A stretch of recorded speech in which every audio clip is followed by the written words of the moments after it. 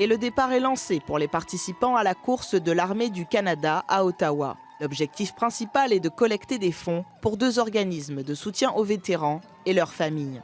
On a 2 charités pour lesquelles on ramasse ça, c'est des fonds. Donc c'est Sans Limite et Appuyons, là, c'est nos troupes. Mais pour plusieurs, ils représentent bien plus. Mon père était militaire pour 25 ans.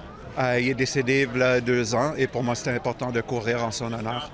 C'est une belle cause aussi de voir justement tous ceux qui sont au service militaire et qui risquent leur vie pour nous. On en a besoin de soldats. Puis quand vous venez ici, j'imagine que ça peut peut-être inspirer des gens à joindre. Les coureurs n'étaient pas les seuls à s'amuser.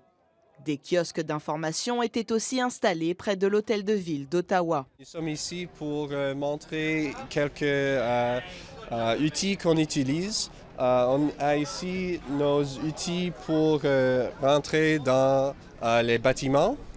Ici, on a des outils pour chercher pour les trappes.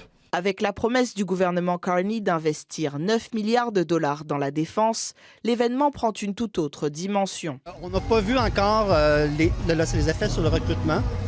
On espère évidemment parce que les forces armées sont appelées à grandir, à se moderniser. De quoi donner espoir à ceux qui voudraient joindre l'armée. J'ai déjà fait l'application pour l'armée. OK. J'aimerais faire ça au futur. Parce que bon, c'est mon rêve depuis petit. Qu'est-ce qui vous attire dans l'armée? Mais la discipline, la motivation, être un leadership. Rappelons que l'objectif du fédéral est d'atteindre la cible de dépenses militaires de l'OTAN de 2% du PIB d'ici avril.